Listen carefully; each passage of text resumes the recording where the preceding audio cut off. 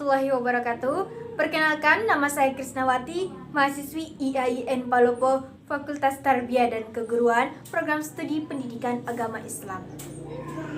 Guna menyelesaikan tugas akhir perkuliahan kami dengan mata kuliah Perkembangan Peserta Didik, di sini saya akan menjelaskan satu materi tentang karakteristik perkembangan peserta didik masa dewasa umur 22 sampai dengan 60 tahun serta implikasinya dalam pendidikan.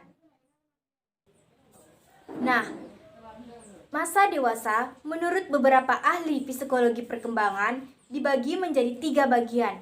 Yang pertama, masa dewasa awal dengan usia 18 sampai dengan 40 tahun.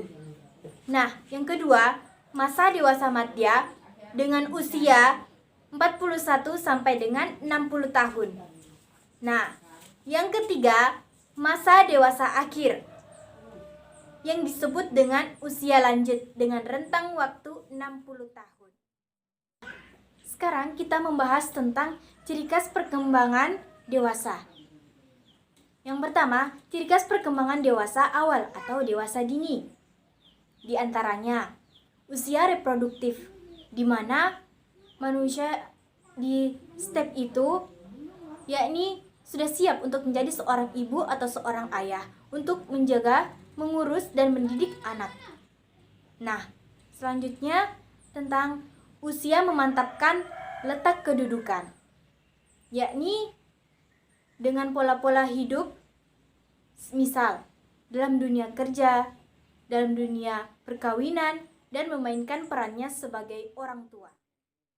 Nah, yang kedua, ciri khas perkembangan masa dewasa madya. Di antaranya, yakni masa yang ditakuti, di mana terdapat perubahan kemunduran, yakni timbulnya rasa takut, tersingkirkan, dan terabaikan, seperti tersingkirkan dari pekerjaan dan menurunnya kesehatan, dan lain sebagainya yang terlihat bahwa terjadi kemunduran pada dirinya maupun kehidupan sosialnya. Nah, selanjutnya yakni masa transisi, yaitu adanya penurunan fungsi pada reproduksi.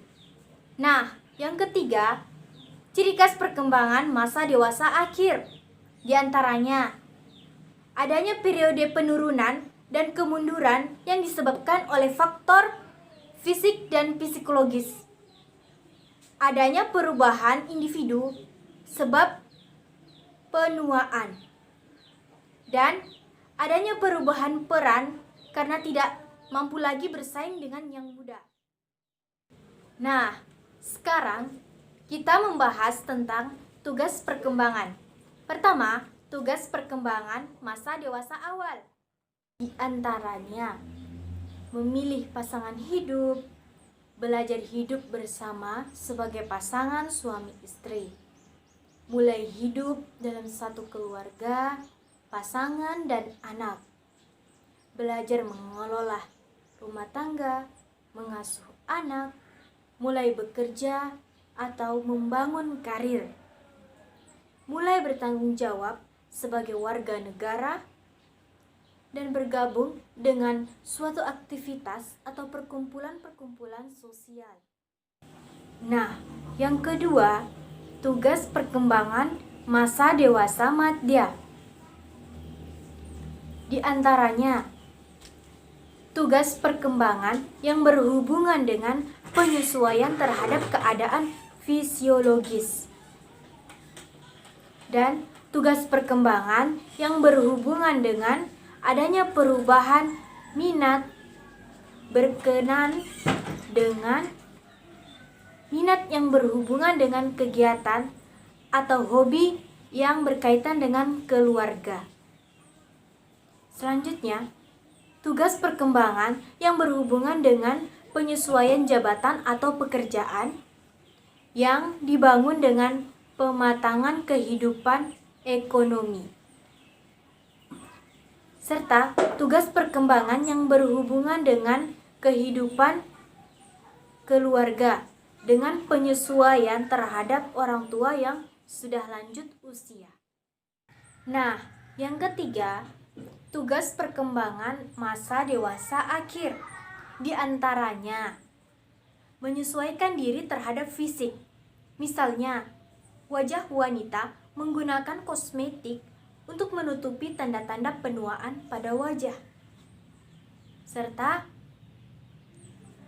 menyesuaikan terhadap masa pensiun dan berkurangnya pendapatan ekonomi dalam keluarga, dan menjalin hubungan antara orang-orang di sekitarnya, serta menyesuaikan diri dengan peran sosial secara luas dan harmonis.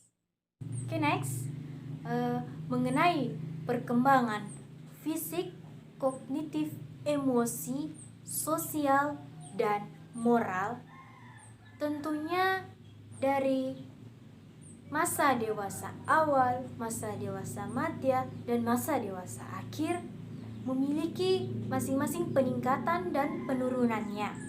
Nah, asbab-asbab dari peningkatan dan penurunannya itu diantaranya karena dari faktor apa yang dikonsumsi, faktor lingkungan pergaulan, faktor penyesuaian diri, dan faktor kesadaran dari diri pribadi masing-masing.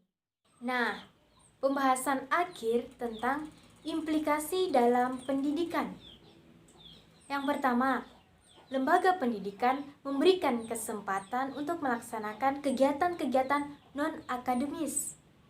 Yang kedua, pemberian bantuan terhadap peserta didik berupa lapangan pekerjaan yang sesuai dengan minat, keinginan, skill, dan sesuai dengan kemasyarakatan yang dianutnya.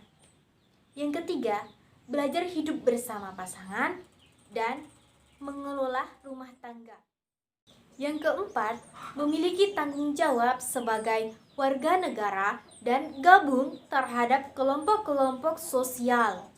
Yang kelima, penyesuaian diri terhadap perubahan fisik, baik itu pada perubahan penampilan, perubahan pada indera pendengaran, indera penglihatan, dan perubahan pada kesehatan, serta perubahan pada reproduksi. Nah, yang keenam, penyesuaian diri terhadap masa pensiun dan penyesuaian diri terhadap kekuatan fisik yang menurun dan penyesuaian diri terhadap kematian. Demikianlah materi ini yang dapat saya jelaskan. Semoga bermanfaat. Wassalamualaikum warahmatullahi wabarakatuh.